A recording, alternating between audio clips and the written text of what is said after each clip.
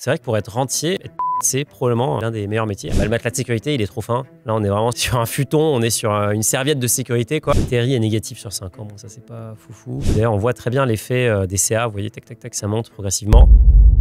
Bonjour à tous, bienvenue dans une nouvelle analyse de patrimoine un peu spéciale. Aujourd'hui, je vais revoir 3 profils qui font partie des 5% les plus riches. C'est parti. Du coup, je vous le disais, mes 3 profils font partie des 5% les plus riches parmi les Français. Comment j'ai découvert qui étaient les plus riches? Simplement en regardant l'Observatoire des inégalités. Il observe donc que le niveau de vie des 5% les plus riches, c'est à minima 4 905 € de revenus par mois pour une personne seule. Et donc, c'est le cas de nos 3 profils. Si ça vous intéresse que je fasse les super riches et puis les top 1% dans une autre vidéo dédiée, avec des profils évidemment qui seront dans ces catégories, dites-le moi dans les commentaires. Du coup, premier profil, pilote de ligne, gros revenus, mais patrimoine négatif pour notre ami. Patrimoine brut, 41 000 €. Là, pas grand-chose à dire. Actions et fonds, ça c'est plutôt bien parti. Des livrets, donc ça ressemble à un matelas de sécurité. Et ensuite, un tout petit peu de crypto. La note Finari, elle est très clean, 94 sur 100. Par contre, on voit que le patrimoine net est négatif, donc là, ça m'intéresse.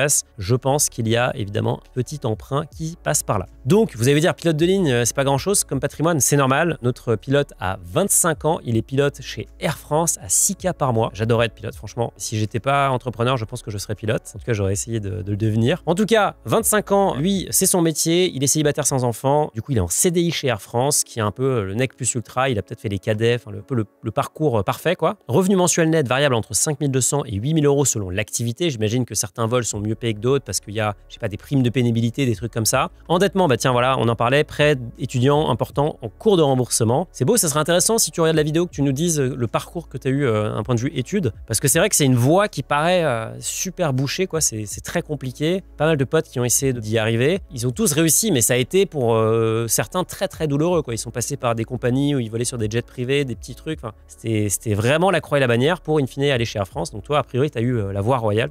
Donc assez curieux de savoir comment tu as fait. Pas d'objectif précis à ce stade, si ce n'est de capitaliser au maximum dans les années à venir pour atteindre une indépendance financière partielle, temps alterné, le plus tôt possible et pouvoir consommer le capital librement par la suite. Je pense que c'est un peu le métier rêvé en réalité, parce que si tu finis ta carrière, t'es commandant de bord sur des longs courriers. Alors selon cet article, il me dit que en long courrier, par exemple en Boeing 777, les pilotes sur Air France volent en moyenne 72 heures par mois, ça fait 18 heures par semaine. Le temps partiel, il m'a l'air assez compatible, surtout que j'imagine qu'après tu peux aménager tes horaires et tout. Franchement, c'est un peu le rêve. C'est vrai que pour être rentier, faire pilote, c'est probablement l'un des meilleurs métiers. Après, c'est très fatigant, évidemment, on a conscience, et puis la responsabilité est énorme. Du coup, tu nous as partagé ton cash flow. On va regarder tout de suite. Tu as ton salaire, du coup, de 6 000 € par mois, en moyenne. Tu investis 1 650 €, ce qui est un taux d'épargne qui est pas mal, quand même, 27%. Mais bon, je pense que tu pourrais peut-être épargner plus. Je pense qu'il y a le prêt étudiant qui vient impacter fortement ta capacité d'épargne. Donc, le PEA, évidemment, le flagship, 1 000 €, un petit CTO, un petit compte titre, un petit peu de BTC et un petit peu de livret A pour peut-être reconstituer ton matelas de sécurité qui a été dépléti pendant tes études. Le logement, 750 €, rien à dire, c'est pas très cher. Je ne sais pas où tu vis. Est-ce que ton aéroport d'attache, est-ce que c'est CDG ou Orly? Est-ce que c'est Lyon? Est-ce que c'est Toulouse? Est-ce que c'est Nice? En tout cas, c'est pas hyper cher. Compte joint, 500 €. Des loisirs, 700 €. Ok, donc tu te fais plaisir. Les abonnements, il y en a pas mal. Tu t'es fait plaisir avec une petite Tesla en LOA, en location. Et tu as un parking à 135 €. Ça ressemble à un parking dans une grande ville. Et tu as du coup le fameux prêt pour tes études. Et donc là, forcément,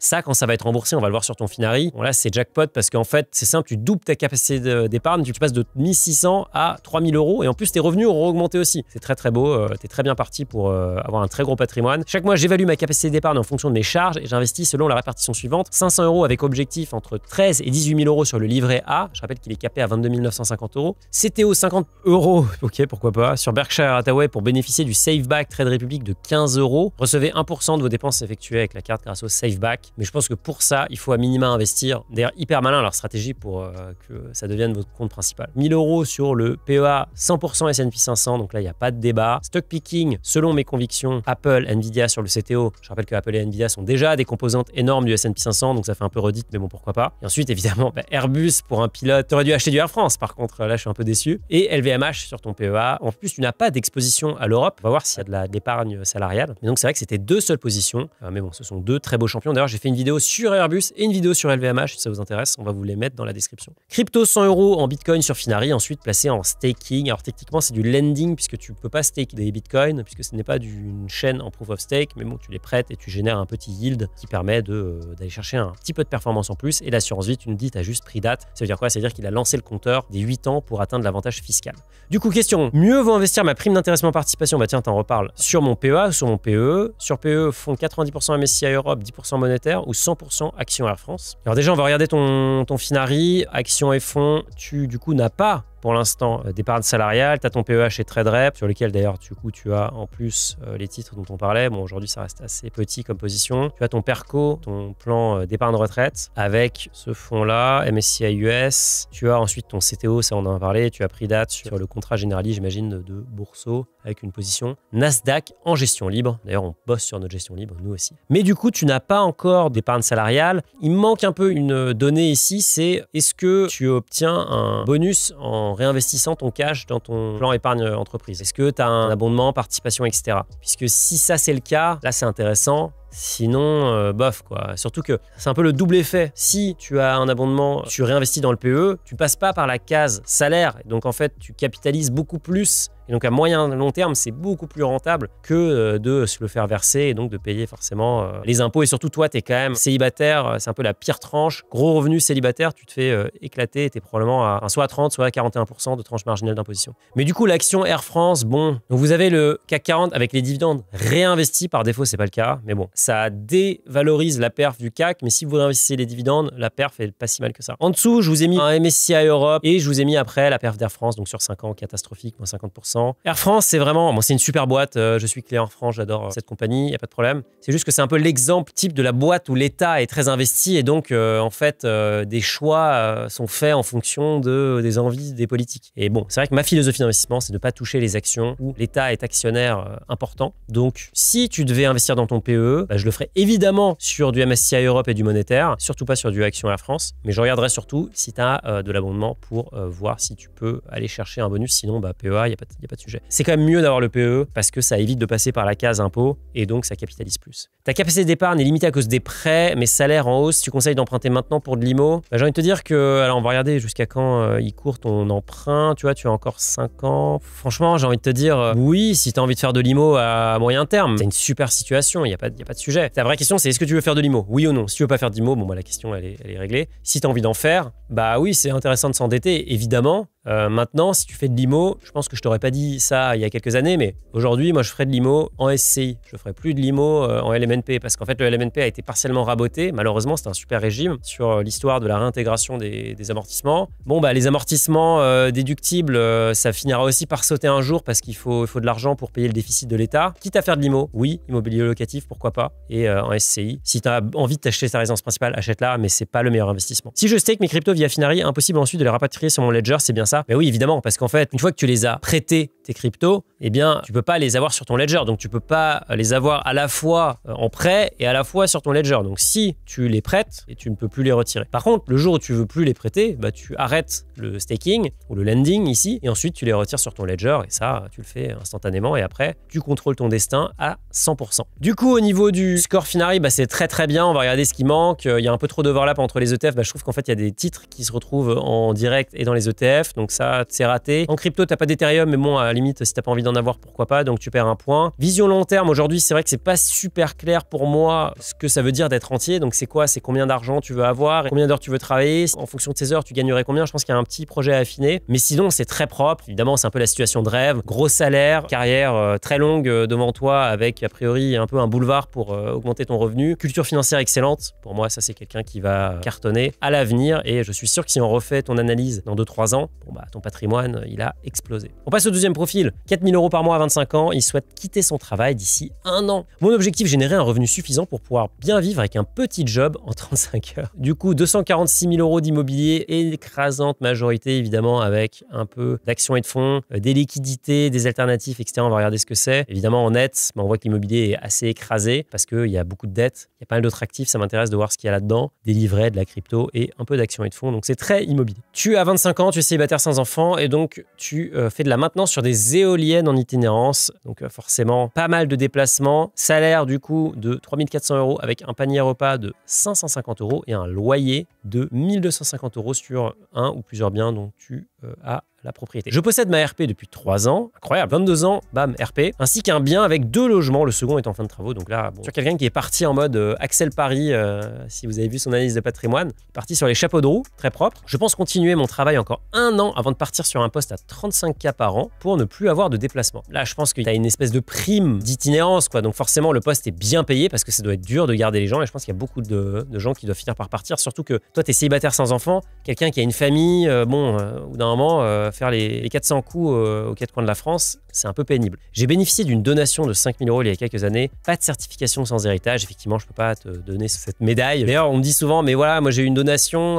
Des fois, c'est lié à des décès, donc c'est pas quelque chose qui est voulu, c'est quelque chose qui est assez douloureux. C'est pas un jugement du tout, hein. C'est juste que c'est vrai que quand il y a un profil qui n'a pas eu d'héritage et qui a fait quelque chose de top, je pense que c'est important de le signaler. Maintenant, si vous avez une donation, si vous touchez un héritage, bon, bah, j'ai envie de dire, malheureusement, c'est les aléas de la vie, ou heureusement pour vous, si c'est une donation du vivant, top, et ça vous fait un coup de pouce, quoi. Donc ça, c'est plutôt une bonne chose dans ton cas. Ton objectif, du coup, est me libérer du temps, générer un revenu locatif suffisant, 3 000 € par mois peut-être, pour pouvoir bien vivre avec un petit job en 35 heures et avoir du temps pour ma future famille. Du coup, ce qui m'intéresserait, si tu regardes cette vidéo aussi, dis-nous dans les commentaires combien tu bosses actuellement, parce que si 35 heures, c'est pas beaucoup, tu dois te faire un gros 50-60 heures, bien costaud. Stratégie misée sur les revenus locatifs. Donc, on va regarder ton cash flow que tu nous as partagé, le salaire de 3 400 €, panier repas, le loyer, ça on retrouve tous nos petits. Investissement mensuel tout petit, 150 € avec du Finari Life et un PER, un plan épargne retraite chez Crédit Mutuel. Ok.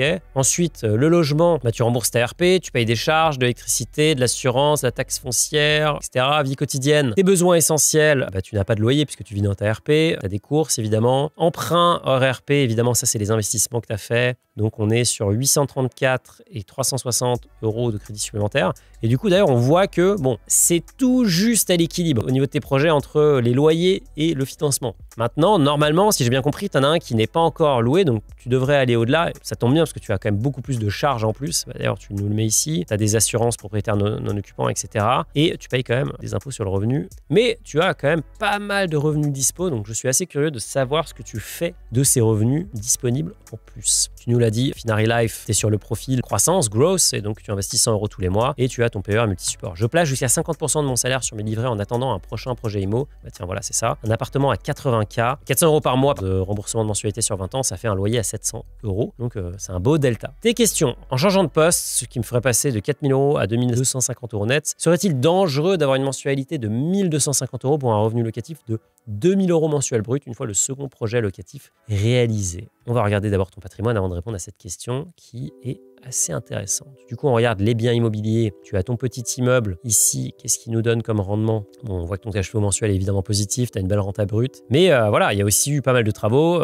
Et c'est ce que je dis souvent, c'est que les projets immobiliers qui marchent, c'est quand on a valorisé le patrimoine et donc on a fait de la transfo. Hein. Vous achetez un bien, vous le mettez en log, vous faites du 10% de renta. Ça n'existe pas à part si vous êtes dans un coin où personne ne veut aller. Et là, vous allez avoir un problème, c'est que probablement que personne va vouloir louer votre bien. Donc, faut transformer pour créer de la valeur. Et d'ailleurs, c'est ce que tu as fait. Aujourd'hui, tu es en moins-value, mais bon, tu es là pour le long terme, donc j'ai envie de dire, tu verras dans 10 ans. Et tu as ton appartement ensuite où tu es aussi en petite moins-value, mais si tu n'as pas fait a priori de travaux, celui-là, il n'est pas encore prêt, si je comprends bien, ça reste à livrer. Du coup, c'est très simple pour répondre à ta question de la mensualité. J'ai refait ton cash flow. Donc concrètement, qu'est-ce que ça dit? Ça dit que ton salaire a baissé, hein, si je remets le cash flow parallèle. Donc on était à 3 400, on passe à 2 250. Le loyer, bon, ça c'est les loyers anciens, ça bouge pas, hein, 1 250 €. Le panier repas, il dégage parce que le job est moins bien payé. Par contre, tu as un nouveau loyer. Donc on se retrouve avec un budget global de 4 200 € contre 5 200 €. Donc concrètement, on a perdu 1 000 € dans l'histoire. Mais bon, on a travaillé peut-être 2 fois moins qu'actuellement. Donc on gagne quand même au passage. Du coup, qu'est-ce qui va gonfler? C'est évidemment la partie emprunt. C'est le nouveau projet. Donc là, on va rajouter 400 €. Sinon, les autres charges. Bon, les charges vont probablement augmenter aussi parce que tu as un nouveau bien. Il faut payer la taxe d'enlèvement, enfin la TOM, taxe d'enlèvement d'ordures ménagères. Il faut payer une assurance propriétaire non occupant en plus. Mais bon, ça veut dire c'est un peu du détail. Ça va être du 100, 150 € en plus. C'est pas ça qui va changer la face du monde. Donc on voit qu'au global, final, tu peux continuer à investir. Tu as quand même un budget qui est équilibré. C'est vrai que maintenant, tu n'as plus rien de dispo. Là, aujourd'hui, tu es au taquet. Tu as un taux d'épargne qui est hyper faible parce qu'en réalité, tu épargnes en remboursant tes emprunts. Mais bon, nous, on considère que c'est que de l'épargne financière qui nous intéresse dans ce cas-là. Maintenant, le souci ou ce qui m'embête un peu plus dans ton projet, c'est qu'aujourd'hui, tu as un livret d'épargne populaire qui est encore mieux puisqu'il paye plus à 1 500 €. En réalité, tes dépenses, elles sont de 4 000 € tous les mois. Donc là, juste dans ton système pour vivre, il faut dépenser 4 000 € entre les emprunts, la vie quotidienne. Du coup, c'est un peu light d'avoir 6 700 € de livret, de matelas, pour 4 000 € de dépenses. Donc je pense que là, je connais pas la sécurité de l'emploi de ton industrie, à mon avis, tu as un poste qualifié, donc je pense qu'il n'y a pas une grosse insécurité, mais je dirais à minima 3 mois quand même, idéalement un peu plus pour être vraiment safe. Donc le projet, il me semble jouable. Maintenant, pourquoi pas décaler un petit peu pour pouvoir constituer le matelas et après y aller en étant 100% confiant et en se disant, au pire du pire, si j'ai des soucis, je peux aller me reposer sur mon matelas. Pour la note, le 79 sur 100, il s'explique par quoi? Le gros sujet, c'est le matelas de sécurité, il est trop fin. Là, on est vraiment sur un futon, on est sur une serviette de sécurité, quoi. Pas un matelas, il n'y a pas de PEA, donc forcément, je perds des points. En crypto, il n'y a pas d'Ethereum, il n'y a pas de DCA, un peu dommage. Et le patrimoine n'est pas du tout liquide, full immobilier, là. Donc, il y a un sujet un peu plus long-termiste de savoir si tu veux aussi augmenter la part financière de ton patrimoine. Mais bon, là, tu as l'air d'être bien parti, tu sais ce que tu fais en termes de gestion immobilière. Donc ton projet, il me semble complètement faisable. Ta note, elle est un peu dégradée parce que le matelas de sécurité n'est pas au top. Ça s'ajuste assez facilement. Allez, on passe au troisième profil. Ingénieur d'affaires, sa note Finari frôle la perfection. C'est un très très bon candidat qu'on a là. Il nous dit son CTO était initialement là pour s'amuser, mais là, il devient très gros. On découvre ça ensemble. Du coup, pas mal d'immobilier, 301 000 €, 93 000 € d'actions et de fonds, des livrets à hauteur de 18 000 €, 2 appartements en LMNP, 52 000 € de SCPI et un score qui est quasi parfait. Du coup, le profil ingénieur d'affaires à 6 000 € par mois, âgé de 29 ans, en couple, sans enfant. Tu bosses dans une société de conseil en ingénierie et d'IT depuis 6 ans maintenant, donc depuis tes 23 ans. Ton salaire se décompose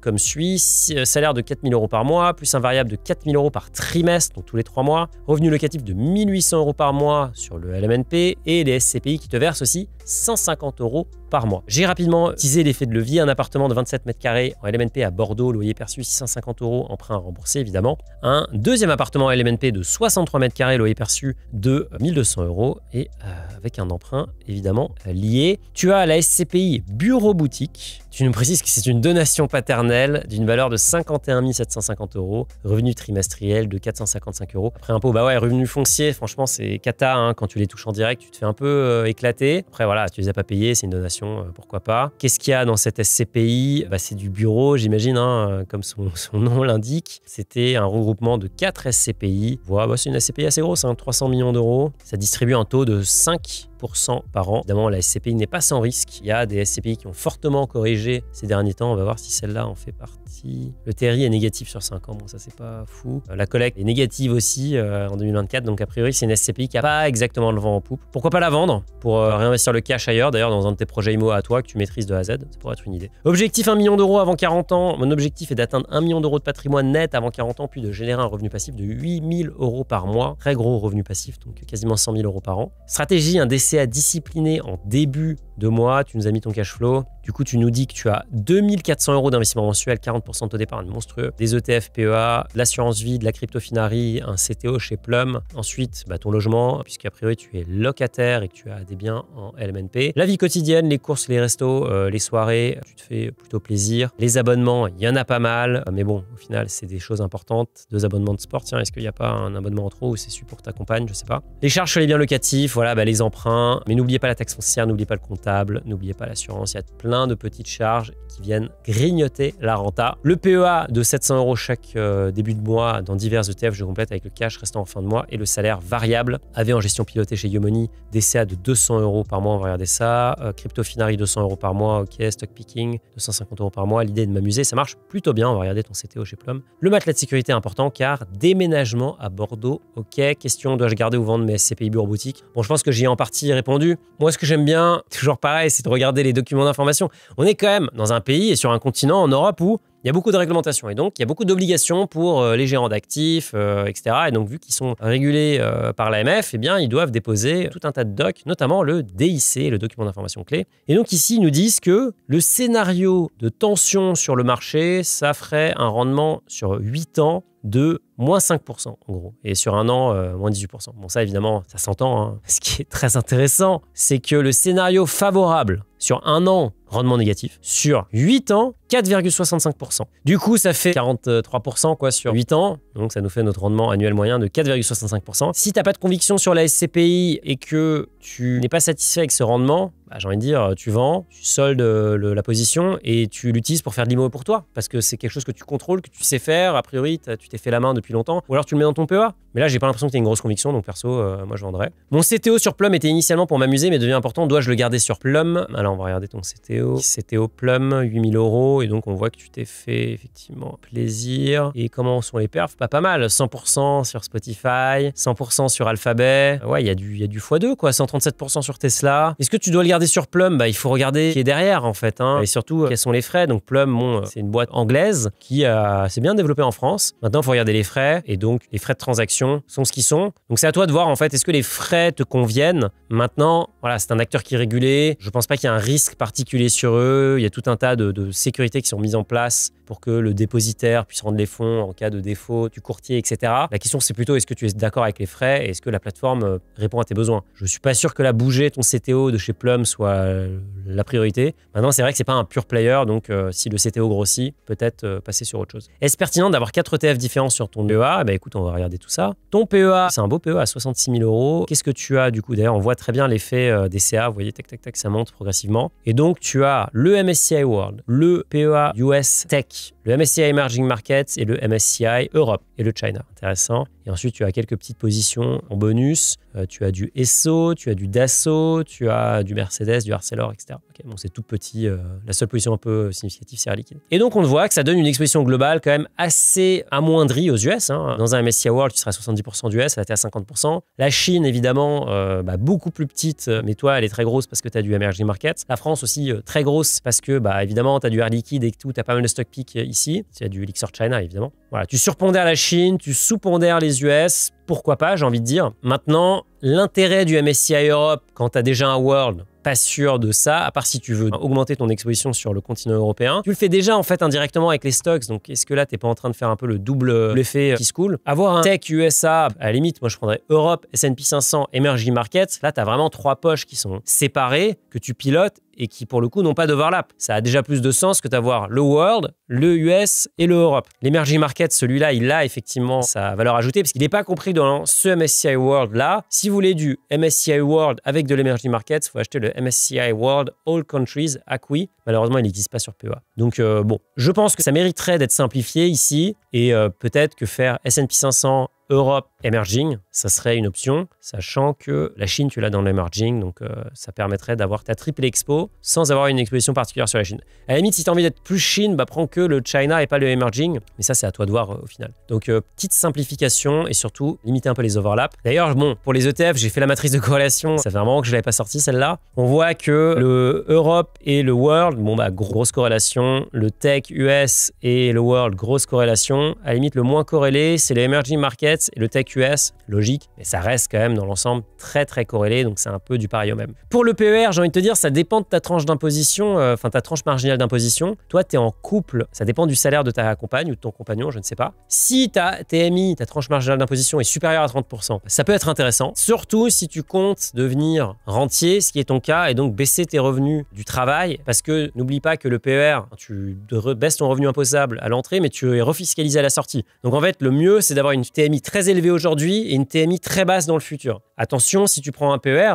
d'ailleurs tu l'as sur Yomoni, mais je te recommanderais quand même de faire de la gestion libre pour limiter les frais. Là, ici, sur ton Yomoni, tes frais aujourd'hui, c'est du 1,50%. Donc c'est très simple, 280% par an. Tu vois, juste avec Finari, tu pourrais faire 7% de plus à performance égale. Je trouve ça un peu cher pour ce que c'est. Je pense que tu pourrais faire un peu mieux. Donc si tu prends un PER, à minima, fais quelque chose de très très peu chargé en frais. Et pour finir sur ton score excellent. Bon, franchement, rien à dire. Tu perds 2 points, t'en perds 1 sur les ETF, tu l'as identifié, c'est le l'overlap, donc tu as des ETF qui font un peu la même chose. Tu perds aussi un point sur le long terme puisque tu nous donnes un objectif qui finalement va arriver dans les années à venir. L'objectif long terme, ça serait plutôt à 30 ans, quoi. Mais franchement, sinon, le profil est top, il n'y a rien à dire. Je pense que tu as complètement la possibilité de réaliser ton objectif, surtout là avec la SCPI Bureau Boutique, tu as vraiment un 50 000 euros qui fait assez plaisir et qui va pouvoir financer d'autres choses. Franchement, c'est une belle manne qui s'offre à toi. D'ailleurs, on n'a pas regardé sur la crypto. Tu fais 4% de perf, c'est OK. Donc voilà, 3 profils qui font partie des 5% les plus riches en France. Vous voyez que c'est plutôt des jeunes, c'est plutôt des gens qui ont très bien réussi leur vie et qui ont